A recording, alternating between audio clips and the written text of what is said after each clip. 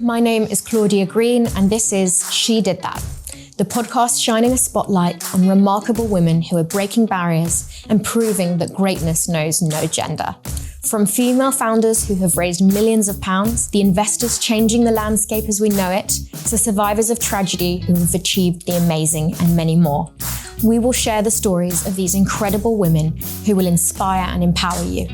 In order to support us and these women, please subscribe on your viewing or listening channel of choice so we can continue our mission of sharing the stories that should and need to be heard. If you've ever wondered what it takes to be a truly successful leader, then here is your chance to learn. We have Emily Koolen. She is coach to many, many high-performing male and female CEOs and leaders in some of the largest corporates in the world. And she is here to share her tips on how you can be the best you. Emily, thank you for being here. Thank you for having me. I'm excited. So I'd love to find out a bit more about what you do, because we often hear the term coach or I'm a business coach, but often people don't really understand what that means or what that entails. So can you just summarize what it is you do exactly?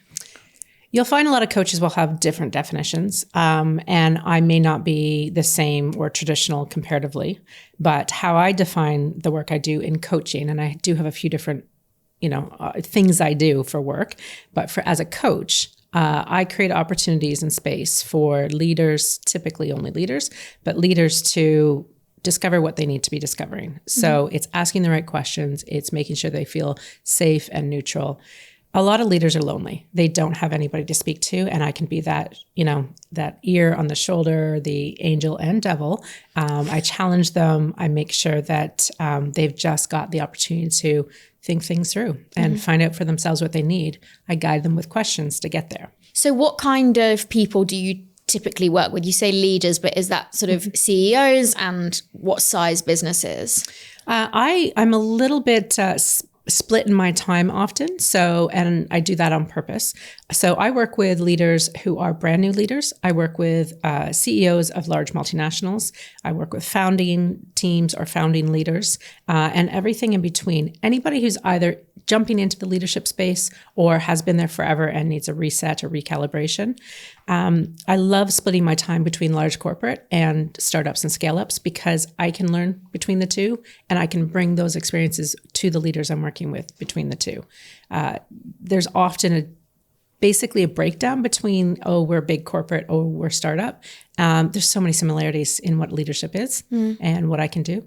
I also consider the work I do to be basically whole self. So these leaders, they don't just want to talk about work. I'm not a life coach, but they have a lot of other elements of their life, and I bring it all together. So I make sure that they're full humans in the work that we do, not just leaders. Do you see a big difference between the CEOs of large corporates and, say, the founder of a startup? Because I think the perception is obviously it's very chaotic as a startup founder, and maybe there's a bit more in place organizationally when you're the CEO of a really large corporate. Are there similarities there? Would we be surprised, basically? I think there's a lot more similarities than people think. The fears, the challenges, the human interactions, they're not dissimilar. Obviously, the support, as you mentioned, is different. I have leaders who, they have 2 executive assistants and they, can fly private, things like that. And then I have startup founders, leaders who are, making, doing every task at their job or at their company. And so I think there's a lot of some, differences, but the core human parts of it are very, very similar. The feelings, the insecurities, the unease, the interactions they have to do. How do they, battle with their own resilience and their own priorities while still leading their company. So those are very, very similar. That's quite comforting that the people with the private jets and the massive companies with thousands of employees still have those feelings. Absolutely. Absolutely. And I think that they can learn a lot from startup founding leaders, because sometimes you forget the other bits when you are you get to be really focused in one area.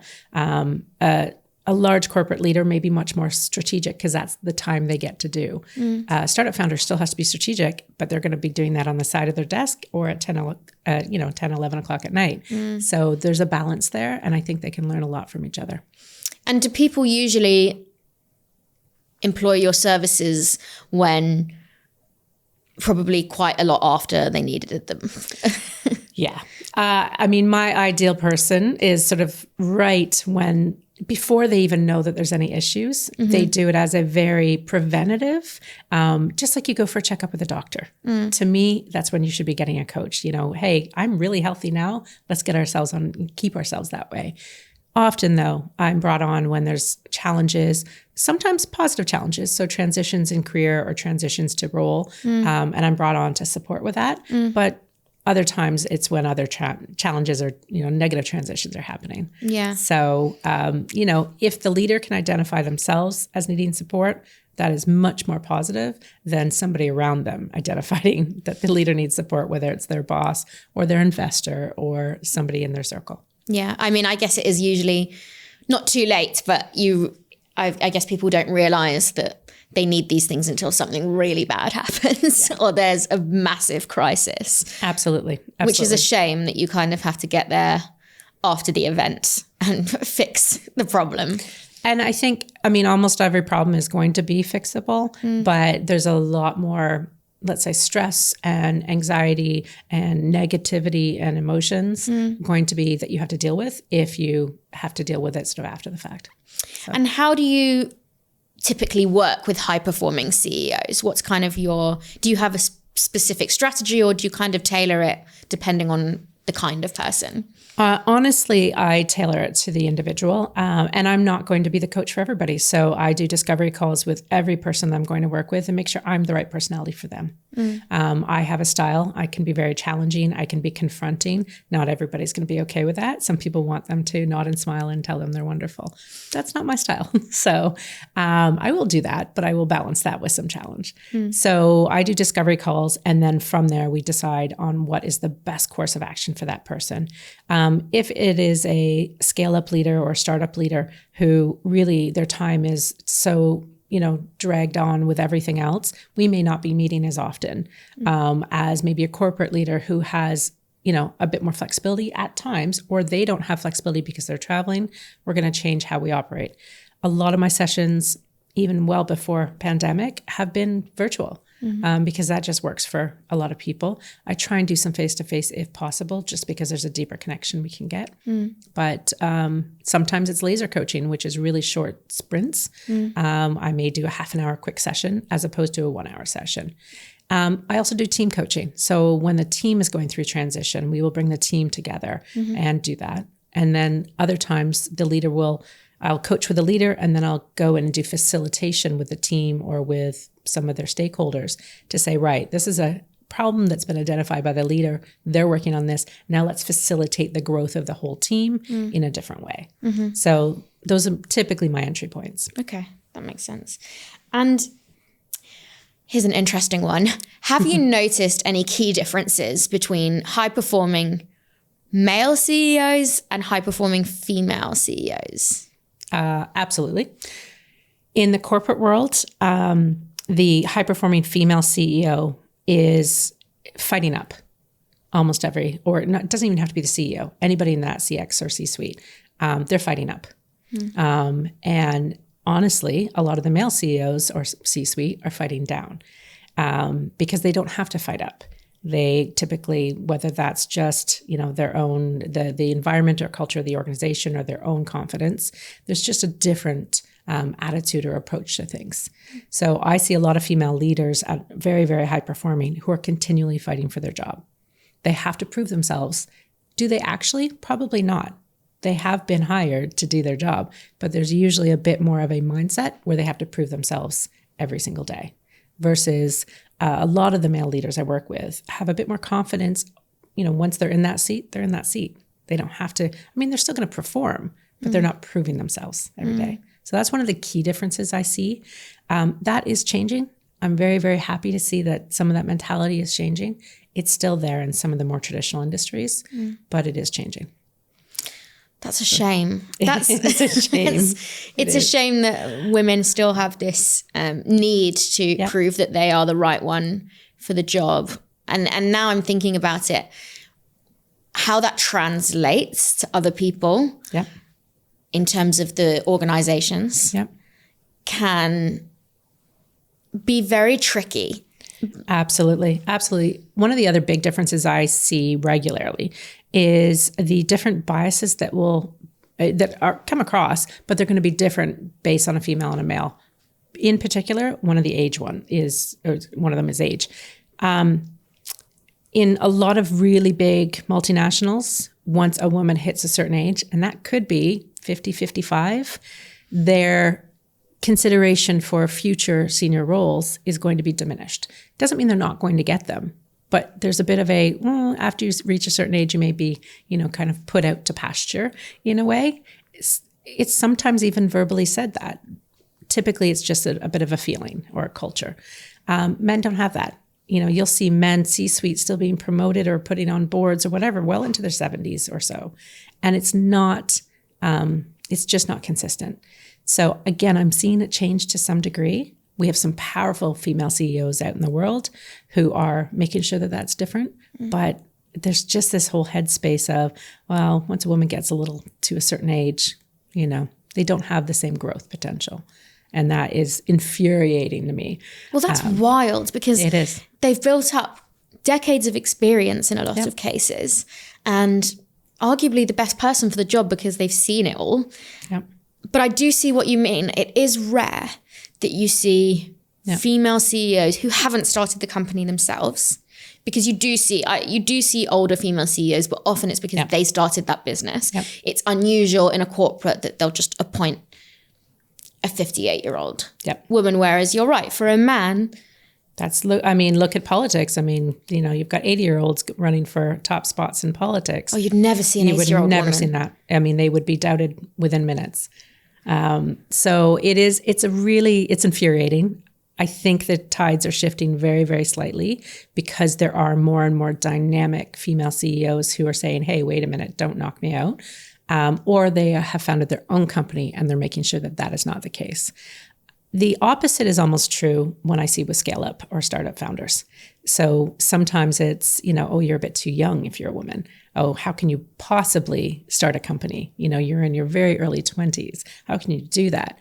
They want a little more age or experience. What was your previous job? What's your background?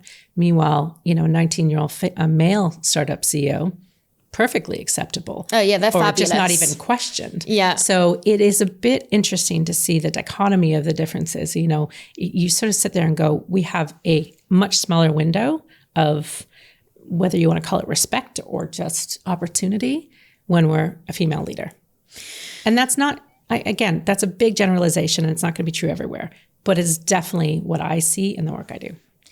I think it's definitely a general rule that you do see it. I also have the privilege of working with some absolutely bloody brilliant leaders, women and men who are supporting women who kind of go, well, no, this is rubbish and I'm not dealing with that. And so they are changing the game. It's going to take a lot more than the few. So I'm hoping that, by the time I've got a 17-year-old daughter, by the time if she ever wanted to start a company, that there wouldn't be the same biases and barriers. But it's a slow go. I think it's interesting and a bit shocking that it sounds like the sweet spot of the right age for a woman to be a CEO, coincidentally, statistically, is usually the years that she wants to start a family. Yeah, absolutely. So juggling starting a family with being a founder or a CEO of a high-performing company and having to juggle those roles at once. It's a very different prospect than a male CEO. And it doesn't mean that men can't be dads and be active dads or whatever, but there's a different, not only mental, but physical burden of having a family. Even if you don't give birth, you just being a mom is a different mental burden than what a dad typically is. And again, generalization, but that's what the norm is.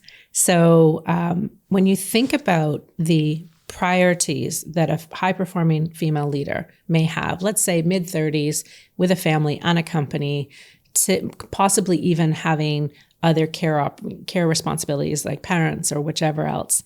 When you stack all of those priorities on, that's a lot.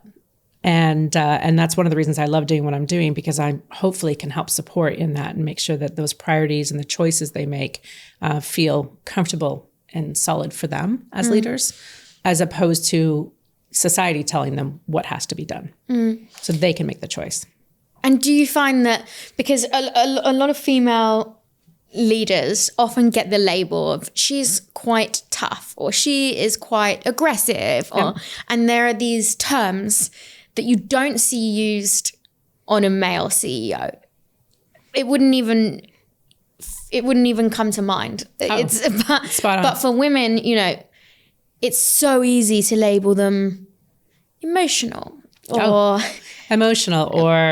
you know, bitchy, if we're allowed to say that. Yeah. You know, there's so many different terms that a woman will get labeled, that a man, literally a synonym of the same term, a man would be praised for. Not even praised, it's just expected that if you're a high-performing male CEO, you have a certain mentality, a certain personality, a certain way of dealing with things. Whereas if you put those same behaviors in a woman, I think that a lot of people would have an issue with it. Yeah, absolutely. Again, I don't only work with women. I work with a lot of male CEOs or male leaders as well. And it is very interesting when they are setting their goals and they're saying, I want to be more confident. I want to be, like, these are male leaders saying this. Oh, I want to be more confident. I want to be this or whatever. If the same thing was being said by the female leader, it would be taken in a different tone. And it's seen, for a man, it's like an improvement in one way. And if a woman said that, it's an improvement because they're at a deficit, you know, like, oh, they're really weak and I want to be more confident. It's a challenge. And a lot of things get mislabeled. So when a woman says, I just want to develop some confidence, people are like, ooh, you have imposter syndrome. No, they may not have imposter syndrome. They may. A lot of people do, men and women, but they get labeled that there's a problem. No. Everybody can develop their confidence. That's not a gender thing. So, but we sort of push the development of female leaders in a different way than we do on men.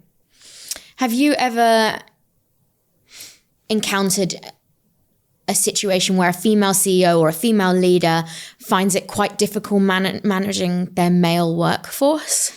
Absolutely. I would say that is probably in the top 10 list of things that I work through with my clients.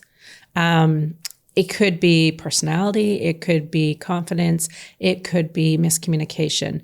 What I do see, though, is that the women are willing to put the work in. So they sort of go, right, I'm identifying that there's a challenge here, and what's my part in this, and what can I do? And then they actually typically are much more bold about putting the accountability back on the men to say, what's your part in this? And how are you going to change? And I love that. I think that's great. Versus some of the male leaders I work with, when they see a personality conflict, not always, but sometimes it's trickier for them to see their own part in it. And then they will sort of say, oh, well, you know, we're working on it. You know, it is something that I work with them every day on. But the women are much more receptive to, let's get a solution here. Let's do this, but with joint ownership. So it's not her problem only, but it's not the men that that report to her's problem. It's a joint problem. That's very interesting, but I can see how that's the case. Now, my challenge is sometimes these female leaders take too much ownership. So they're like, what do I have to change? Do I have to be more something? Nuh-uh. You know, we push them back saying, you can own your piece, but don't own more than your piece. Are there any specific traits, or let's call it superpowers, that you particularly see in women, and just women? A lot more patience, which is really ironic because I don't think I'm very patient myself. I mean, I can be patient in some situations, but, you know, everybody has their own, you know, different diverse thinking and whichever. But overall, patience. I would also say, I mean, it may sound cliche, but the vulnerability and the empathy is definitely going to be stronger. If that can be used properly, it is an absolute superpower. When I also say patience, I also mean that there's definitely some ability for self-awareness in reading the room. So when I work with some amazing female leaders who, when they sit in their team meetings as the CEO, they don't have to say a word. They're watching and listening more than maybe a male counterpart would. The male counterpart typically will be leading, but leading means talking, versus the female leaders are leading by listening. So I see that a lot more, especially in scaling companies where there's a lot of, it's a smaller team, but there's a lot of voices. And in big corporate settings and boardrooms, I see it as well. You see these fantastic female board members and C-suite who they don't have to be having their voice out there to be noisy. They're listening more. Now they have to make sure they balance that to make sure their voice is heard when it is needed. But there's just a bit more quiet and patience and listening. And that maybe that feeling of not quite needing to assert their opinion. Absolutely. On everything and every detail, and have that perception of having full control over things, because in reality they know they have control. They don't need to reiterate that every 2 minutes to their team. Absolutely. It is a balance though, because I will see some high-performing women who sometimes do struggle with when should I speak up? And maybe there's that, again, a bit of a confidence issue. So they sort of feel if I don't have my voice heard, then I'm going to be ignored. That does happen, but the ones who get it, they really figure out when they can be noisy and when they need to be quiet and still have a really solid power to it. And something I'm really interested to know is obviously the corporate world has changed a lot, even in just the last 10 years. There's been a massive makeover for how women are treated and accepted in the corporate world. Do you see massive changes between now and, say, 10 years ago? And I guess, are there still horror stories? Absolutely. There's been a lot of changes. There are still a lot of horror stories, but they're fewer and they're more predictable. So when you meet certain leaders, you're like, yeah, those stories make sense, So you can kind of predict it a bit more. Their personalities are a little bit more true to color, so to speak. I would say the changes I'm seeing is, first of all, more women. So automatically you see some changes. But the women who are going in power are not trying to be men. So they're not joining in a board or as a CEO or as a startup with the intention of, I have to act like a male CEO or a male leader. And I think 10, 15 years ago, the education, the coaching, the influence that a lot of these women were getting, especially if they came up through big corporate, was, keep your emotions in check, act a certain way, which in theory is quite misogynist. And, so these women were trying to almost act like men in order to have their power seat. And now they're sort of going, wait, I can be an actually true human and myself. And if I cry at a table, that's okay. Are they going to do that? Probably not with any comfort, but there's a little bit more openness. The flip side of that is, and this is why I love some of the male leaders I work with, is that they are changing. The openness to their own vulnerability and self-awareness and to be a real person and realize that they don't have it all together either. So that facade or mask that a lot of the male leaders had 10, 15, or even 20 years ago, the old white guy boardroom, that's not there. I have the privilege of working with some senior male leaders who are so empathetic and they want to do the right thing and they're doing the work on themselves to do the right thing. So they're turning into not just feminists, but they're turning into empathetic, really true, honest human leaders. Is it there yet? No, but I'm very lucky that I get to work with some. I think it's a shame because there are so many amazing male leaders who want to do things the right way. And that was overshadowed for a long time when, the rest of them were ruining it for all of them. Yeah. And I think that's quite sad because I've worked for lots of incredible male CEOs who are empathetic and who want to do the right thing, want to give everybody a voice and, definitely don't discriminate against male, female, race, religion. Yeah. And they're brilliant. And I feel like when I started working probably 14 years ago, that shows my age, about 14 years ago, there were also just such a huge amount of arsehole CEOs that they were just ruining it for everyone. And it's so toxic. I guess I can draw a lot on my experience because I started off in a very corporate job in recruitment we were working with investment banks. So deals were being closed in strip clubs. People were doing lines of coke. And it was so normal. And was I comfortable in that situation? Absolutely not. But I was encouraged to do what I had to do to close the deal. And so in time, I started to love it. Not being in a strip club, and I certainly wasn't doing coke.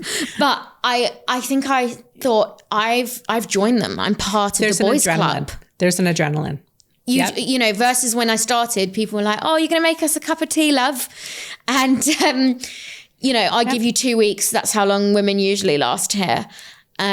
Versus, you know, fast forward 12 months, I've earned my stripes and I'm accepted. I'm one of the lads. And it's such a shame that you have to be considered one of the lads to be successful. And it's that, I think it's now about shaking that old image of male CEOs, that, you know, the sweaty lipped coke on their dropping down onto their upper lip and trying to sleep with you. And I'm literally explaining that because that happened to me. Yeah. I had a male CEO, very successful, and he was married, had kids, and he approached me it was like a celebration quarterly lunch, and he approached me and he started flirting and he said, "I've got a suite at the Mayfair Hotel." And I was like, okay, cool. Why are you telling me this? I thought you lived down the road, so why do you need a suite at the Mayfair? Obviously, he came to realise after why he couldn't go home to his own bed. And he said, "Do you want to come back with me tonight?" And I said, literally, there is no part of me that wants to come back with you tonight. And he said to me, "But don't you want to stay in a suite in the Mayfair?" And I was like, I'd love to stay in a suite in the Mayfair, but not with you. Not when it involves me. Not when it involves sleeping next to you tonight. And I just remember he was relentless. He had his arm around my waist. And he was like definitely making comments about how, you know, I run this company. It's a 200-person company. And he was kind of trying to really, I like to say he was putting his balls on the table. And it wasn't impressing me at all. But the saddest thing is that 14 years ago, I didn't feel comfortable to escalate that to HR because I thought, well, he's the CEO. He's the founder of this company. Yep. Where do we think this is going to end? Yep. If I report the founder of this company, it's not going to end well or in my favor. Let's be honest, because they'll scrutinize You would have been quietly exited. Quietly exited, yeah. They'll scrutinize my performance because everyone has a down week or two. Yep. And it's never going to end well for me. Yep. And I remember bringing it to my female line manager and I said to her, "Look, this is what happened. I don't want to escalate it because I don't think this is going to end well." And you know what her response was? "To be fair, you do look like his wife did 10 years ago." Oh, God. Poor wife. I mean, that's like... Poor wife.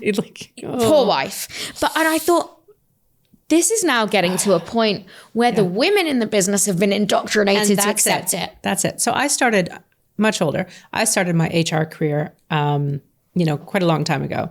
I was very, very lucky that my first proper CEO was a brilliant person who was super open and super self-aware and really wouldn't have ever tolerated any of that stuff. But that was my first experience. So I was very empowered and emboldened by that to become an HR person and to become a leader in that respect. I went to a different sector and I worked in a different sector where, again, I had some fabulous female colleagues who we all support each other and lifted each other up. But I did switch into a leadership role where the CEO was amazing, but he said, the first 2 weeks in the environment, I'm actually going to give you a bit of a bodyguard because we are now working, I can control my team and I know you can handle it. He was very acknowledging my own power. But he said, we are in a shared space in a very interesting environment that had multiple different cultures and different ways of treating women. He said, you're the very first female executive, like senior leader in this environment. And we've never had anybody, a female leader in 100 years in this environment. And I'm not sure how much harassment you're going to get from the other companies who, because it's this really curious shared space. And I said, I need a bodyguard. And he said, well, it's not really a bodyguard. I'm just going to have one of the warehouse guys walk around with you. Oh, really? Like that bad? Because he's like, I don't want you to be catcalled. I don't want you to. So he was brilliant. And I had to have a bit of a wake up and go, whoa, wait a minute. How is this even a thing? Because again, I had been absolutely privileged to have wonderful male leaders who supported me, and gender was never an issue, and whichever. They were looking at performance and output. But that was an interesting awareness. And then when I started coaching about 12 years ago, the stories I would hear, and the more and more and more, and I, just the blatant, it wouldn't even have to be, if you were starting out your career, it was almost expected that you would get some sort of harassment. That doesn't make it right, but there would be some expectation back then. Think about a female leader back then. They were getting the harassment plus being expected to perform, plus actually having to listen and then deny the female employees' stories. So they were the ones who would hear something that they would find familiar, maybe they went through it. I had one female, she was a CTO, absolutely bloody brilliant. I mean, educated, experienced, you name it. She had it all. And she was told by HR to not become the sounding board or the ear, the shoulder to cry on for the female employees. She's like, they need to look up to you, but we don't want them to feel empowered by you. So an HR person told this lady this. She turned it all around. She was like, no. And so she ended up getting rid of that HR person. And she basically said, we will not tolerate anything here or there. And she changed it all up. It was absolutely brilliant. I loved her. And, she went on to do even better things and be a board member who basically stopped a lot of that behavior. But you're right. 10, 15 years ago, it was so much more normal for that sort of stuff to happen. And it was accepted that was the boys' thing to do, or the boys' club or whatever. There's still cities that have old boys' clubs in terms of corporate power. Oh, 100%. I don't think that's going to change anytime soon. No. I've had the opportunity to work all over the world in major cities. And, I remember I went to one event, and I'm from Canada, and everybody says, oh, that's the nice place. I went to one event and I got to the door and they didn't want me to come in because it was literally a gentleman, not a strip club, but like a gentleman's corporate club. And I had to be on a list, and I was on the list, but they had to go back and check the list because I was a woman. And it just wasn't normal for a woman to be in there. Now, again, this was 15 years ago. It's much different now. But the change is happening. I want it to be faster. I also want it to be real, though, because the challenge I have is if we pretend that everything is suddenly equal and balanced and that nobody's going to be harassed, then we'll actually ignore it when it happens. It's interesting because it sounds a lot like a lot of the female victims of this kind of alpha male dominance or harassment then become complicit. I don't think so anymore.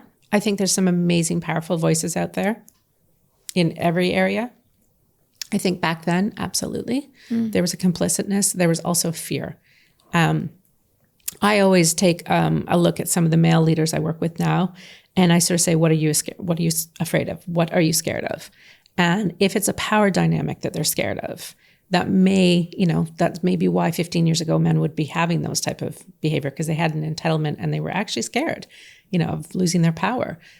When I can drill down with my clients what they're scared of, typically everybody wants to see the right thing.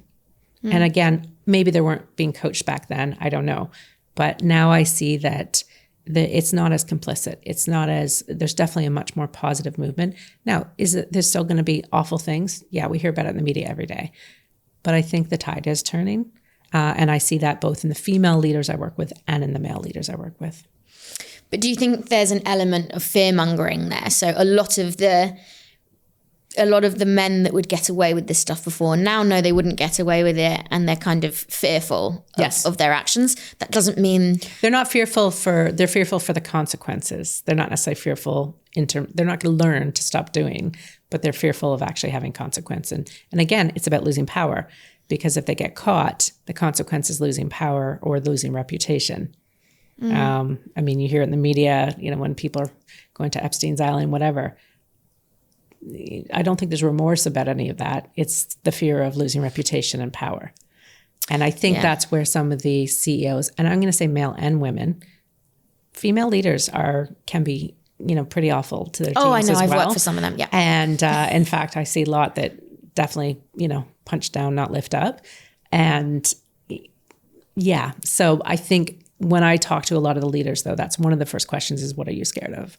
And if it's about reputation and power, then that's where we start. I think that's it. I think that's definitely important, though, because it is. And it's so important not to put women on this pedestal. Like, well, you know, girl power, they're going to be great. There are loads of horrific female CEOs, leaders, bosses who treat people appallingly. I was bullied by a team of women in HR, and I can believe leader. That though, and I was their leader, and I was absolutely drugged through. To the point where I, left the company because of a team of women who were absolute terrifyingly awful bullies. Yeah, and the president of the company was like, can't really do much about it because they, it was an organization that had, labor rules and, sort of similar to like a union. They're like, we can't really get rid of them. I'm like, great, fantastic. These are HR people. It's horrible. I mean, there's, women can be more toxic because it's psychologically a little bit more terrifying than a lot of men. I'm very lucky. I have learned my lessons. And I surround myself with fantastic women who their sole purpose is to lift each other. We all lift each other up.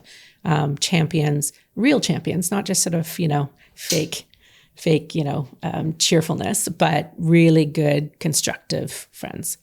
But that's one of the things I do for a young leader. Find that group, find that tribe. Don't expect everything from them because that can change, but make sure that you have that solid support system. And to be fair, I say the same to the young male leaders too, because it is a lonely world when you're leading a company, whether it's a startup or a solo person or whatever, it's very lonely. You need to surround yourself with some people who are going to be, those critical friends.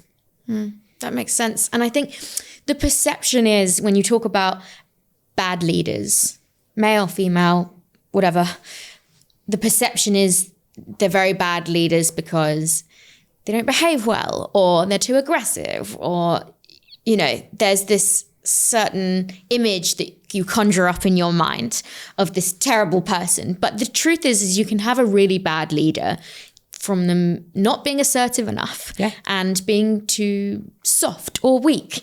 Yep. How do you coach someone who is perceived as being too much of a soft touch and they're not able to...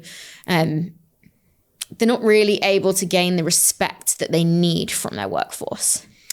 So sometimes it's about misalignment of their role and who they are. So I see this all the time with scaling leaders. A startup founder could be absolutely bloody brilliant. I mean, they are a genius. They found what they need to do and they are solving a world problem, all that stuff. That doesn't mean they should be the scale-up leader. Maybe they should be a CTO versus a CEO. So sometimes it's a diagnosis of where are they and are they in the right role? It sometimes is finding out what is their fear. Again, going back to the question, if they're really being soft, why are they being soft? Is it because they're afraid of, offending somebody? If they're really, really just a very, very sweet, kind person, doesn't mean they can't be a leader, but let's figure that out. Other times it's motivation. Let's figure out what is their main motivation. Is their motivation to get a company to a certain place or to sell or to whatever? That can change their personality depending on how they're going to interact. Sometimes it's they just don't know how to communicate. So they come across soft and, maybe passive or whichever, but it's because they actually have great ideas. They just don't know how to communicate them. So really you have to figure out a lot. You have to dig deep in a lot of these people. I believe that not everybody can be a leader personally as well. And we actually don't want all leaders because we need to have some people who are very, very happy and motivated to not be the one in charge. You can't have an army full of all, captains or whichever. You need to have people similar to a kitchen. You have to have a chef, but you also have to have the people actually doing, some of the other cooking and work. Every single organization needs to have a mix. Now, there's personal leadership, though. Every single person has personal leadership, and that's going to show up in different ways. If somebody has only personal leadership and not necessarily can develop that into, kind of people leadership, then we have to work on that. So if they're coming across soft or passive or, intimidated or whichever, we need to figure out why. And how would you deal with a leader who has the skill set and has the personality to be potentially a great leader, but they're really, really struggling to strike a balance between being a respected good leader and being a really good person that does the right thing? Because sometimes what's perceived as the right thing to do morally isn't the smartest business decision. How do you deal with people like that? That's a very common challenge I've got. Again, this is one of the ways I coach, is coaching whole human, because their own personal values do need to be honored and respected when they're, and it may not be a match with the corporate values or the corporate objectives. So again, mismatch. Let's figure out, is there a mismatch? Should they even be in that role? Because there are going to be companies who have very narrow focus in terms of what their deliverables may be. And if that leader isn't a fit for that because it goes against their own person, then you have to deal with that. And it may be that the coaching I do is to help exit them. And that's not negative. It may be that this is just wrong fit. In addition to that, we also figure out what in the company can they do to not give up their own personal values. So a lot of companies maybe set a direction, and it could have been an older direction from an older leader. A new leader who's hired with trust and openness is allowed to change things. And so maybe just take some time to figure out how they're going to change that to suit, the company and meet their objectives, but still suit their own personal. I'm a big fan, though, of I don't want any one leader ever to turn off their own person to be the leader. So if there's a conflict between what the company's doing, the right thing, what the company sees as the right thing versus what a leader sees as the right thing, we've got to figure that out. I would always err on the side of what the leader thinks is the right thing, as long as it's, not detrimental. To the company. Yeah. Why can't we get some of that in there? Again, companies are built by, a lot of different people, and usually the values are somewhat sanitized. I do a lot of work with teams as a sort of accelerator and optimizer. How do we figure out your true values as a team? But they have to feel authentic, and they have to feel true to a human, not just something that you can pop up onto a poster in a boardroom and sort of go, right, here's your values. If it lives on your website and on a boardroom wall only, there's no point in having them. And a leader has to be the one that drives that they feel human. That makes sense. And then on the absolute flip side, how do you deal with a genuinely narcissistic leader? I've definitely met them. Most of them won't ever hire a coach because they don't see anything that they're doing is wrong. If they hire a coach, it's typically they've been told to hire a coach. So there are people who are not coachable. There are people who I will have a session or maybe 2 or 3, and we go, you're not willing to change, and you're not willing to listen. You're not willing to answer the questions I'm asking you. So it might not work. Obviously, narcissism as a psychological diagnosis is going to be, one thing. But somebody who's got those tendencies, again, I don't think they should be hiding those tendencies. I would rather have a true asshole who knows he's an asshole and figure out how to work with how they can be a leader. Are they going to be a kind and empathetic? No, but they could still be an effective leader in the sense of results. Should they be having the employee meetings? Maybe not, but there may be another way that person could be effective in the company. I just want them to admit they're an asshole. And let's figure out what bits of that assholeness can be either tweaked or whatever. So, and I've met these people. I've worked with some people who their first saying will be like, I know I'm a dickhead. I'm like, okay, cool. That's awesome. Have you told your team this? And they're like, yeah, my team knows. I'm like, and how do they feel? They're like, they're cool with it because they know what they're getting. Yeah.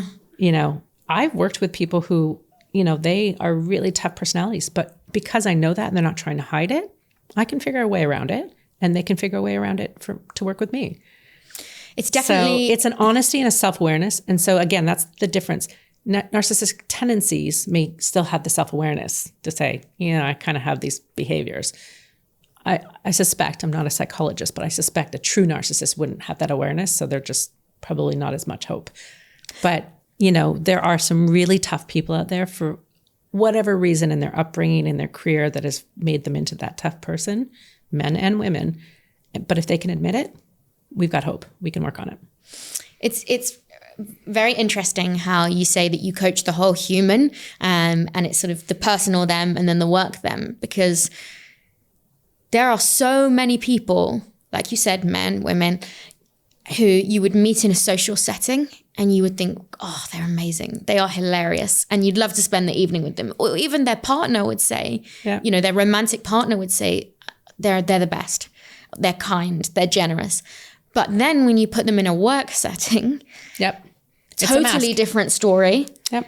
And do you believe that one person can have two different personalities, one at home, one at work, or is something being faked? Oh, it happens all the time, but something is fake.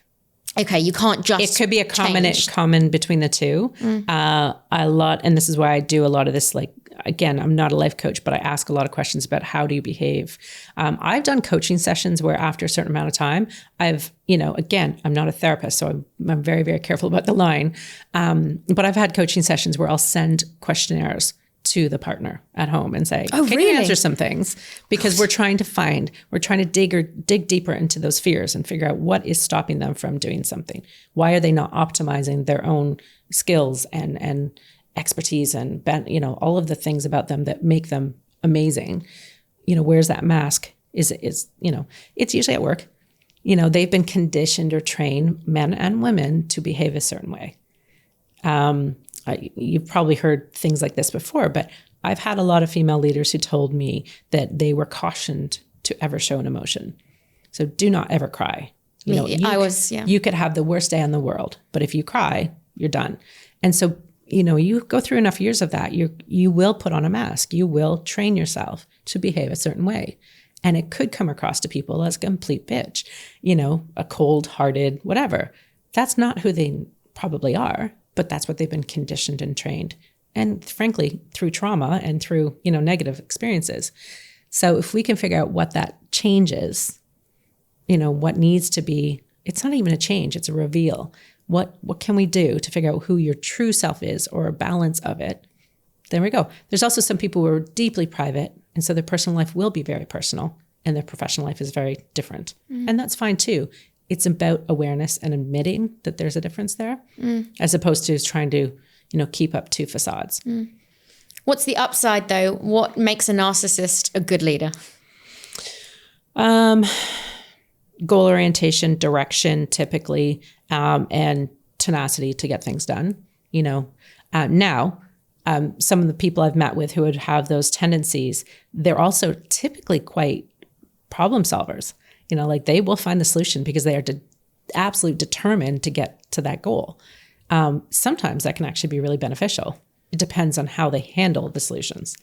Are they problem solving at the risk or the damage of other people? Or are they, so I've had people who are, may have those tendencies to be a tough leader, but they realize that they're surrounding themselves with brilliant people and they're going to listen to them because that will actually get them to the goal faster. Or with better results, especially if, part of their, personality is to win, and maybe win with validation, which is usually money or results.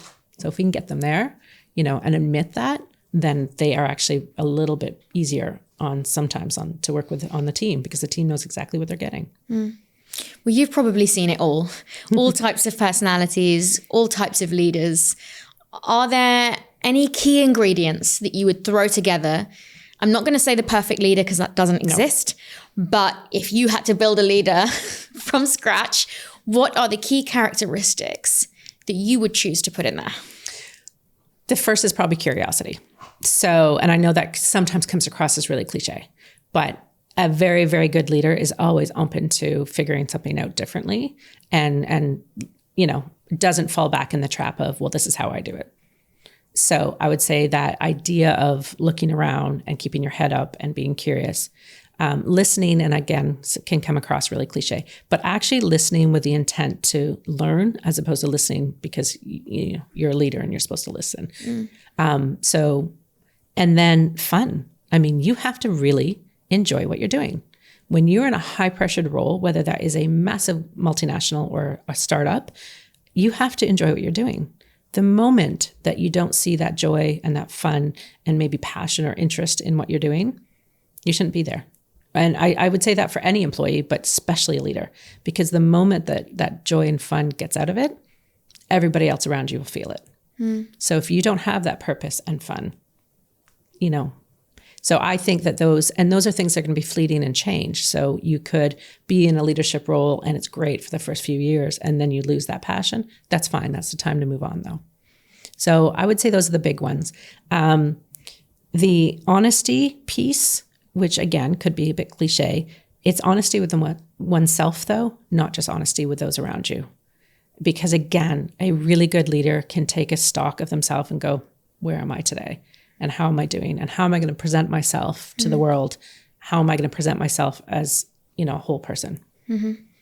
So those would be my key ones. And I see them in a lot of people. There's obviously a lot other ones out there, that whole drive and ambition and things like that are there too.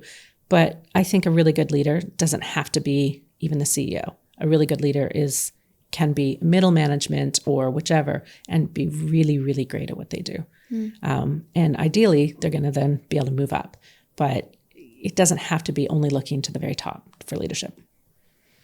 And how have you seen female leaders evolve over the last few years? Like because obviously there have been some huge changes, but what are the positive things that you've seen in the evolvement of female leadership? I think airtime. So female leaders are actually getting, there's more of them, but they're also getting the airtime as they deserve. So whether that's writing a book, you have the Sheryl Sandbergs and you have all these other people who, write books. It's also a different definition of leadership. So you will have somebody who comes across as a leader, but they're not necessarily coming across as like the buttoned up corporate. So they actually are still a leader, but they're a little bit, the description's a bit different. So I think the evolution, what I see is that there is just a lot more diversity of female leaders. Therefore, we can see ourselves in somebody as a leader in a different way. Diversity in a lot of different ways, because, in the past you might have just seen, kind of this stereotypical, white middle-aged woman in a bank in America as a leader. Who didn't get airtime, but was in a photo. So you could be like, okay. But now I think younger women can see so many different examples of leadership in women and true leadership, so that they're being lifted up and they're speaking their mind and they're having a stance on things, even if it's a bit uncomfortable. They're also leaving organizations when things don't, when things are turning around. So they're living to their own values. They're having much more, or they're showing much more confidence. They might have had it, but they're showing it. But they're also showing that vulnerability. So to me, that's where that evolution is happening. I want to see that in every leader, male or female, or anybody in general. But I think it's definitely more visible in women now. Well, at least that's something positive. It is. It's really, again, we're getting there. We have a long way to go. It feels like we're getting there, but yes, I agree with you. I think a lot of people don't realize that there is such a long way to go. Such a long way. When you look at the amount of fundraising that's going to female leaders, it's nothing. It's disgustingly low. When you see the board makeup in large multinationals, it's still not right. I don't want it to be 50% only because they have to. Yeah. I want women to be there because they have earned and deserve to be there, not because somebody's trying to meet a quota. Absolutely. And so I want a lot more. I would love boards that have, one board maybe is less women and one board is a lot more women, because that's what's true and needed as leaders. So it's equality, but it's just honesty. Yeah, absolutely. I think it should be the right person for the job. Yeah. And I think I've gone to a lot of these talks and heard panels of women speak. And one woman said they should just automatically have a quota and fill that with women. And I said, well, does that mean that I'm not a feminist then? Because I don't agree with that. I think that the best person should get the job, because then is it fair on the male who went and studied for 8 years? The truth is that I want equality between the sexes, and may the best person for the job secure that job. Yeah. And they said in order to balance things, there has to be a quota of women in these roles. I would agree more with you than that other person. To me, true feminism is that everybody gets the same opportunity. It doesn't matter your gender or how you identify. So to me, it's, you are the right skill, the right fit. there are going to be organizations that probably would be a good fit to be more male dominated because that's just the industry. There's also going to be industries that could be more female, but that shouldn't be a limit or a qualification. It's just, that's the reality of it. I'm okay with that. To me, it's that when somebody is out there looking for their next CTO, CMO, C whatever, that the skill set, the experience, the personality for the organization at that time and stage of the organization, not necessarily in future state, but at that time, is gender neutral. That it is just that a human, it has nothing to do with anything else. I want to know that I got the job or I got asked to do this talk at this event because I'm great, not because I am a female. Yeah. It's about being confident and expert and knowledgeable and the right fit. Has nothing to, and my challenge though is that a lot of organizations will say, what is the right fit? And they may think that's a gender.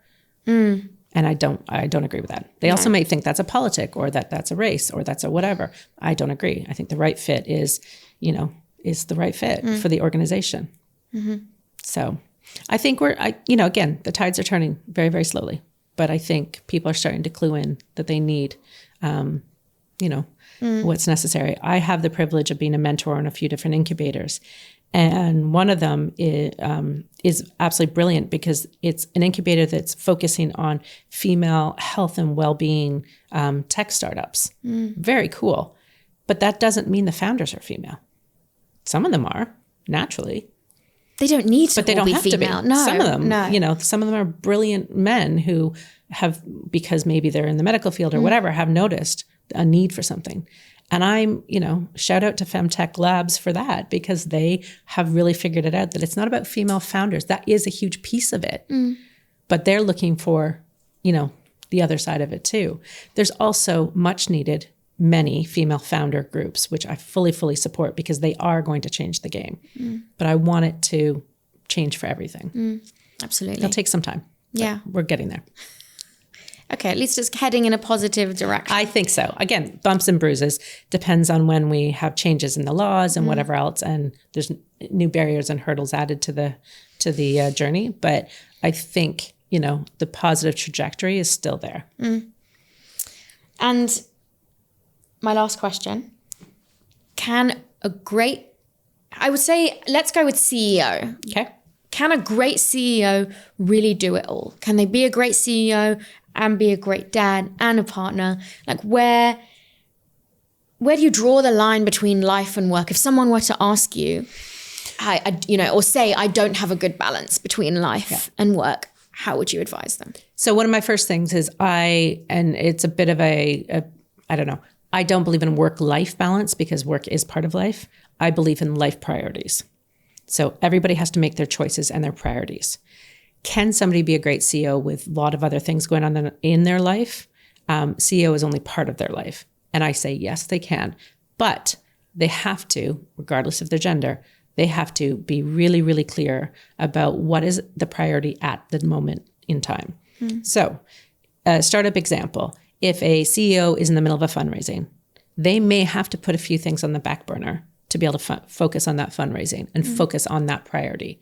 That doesn't mean they're a bad dad or mom. That doesn't mean they're a bad partner. That doesn't mean they're not great, a family member.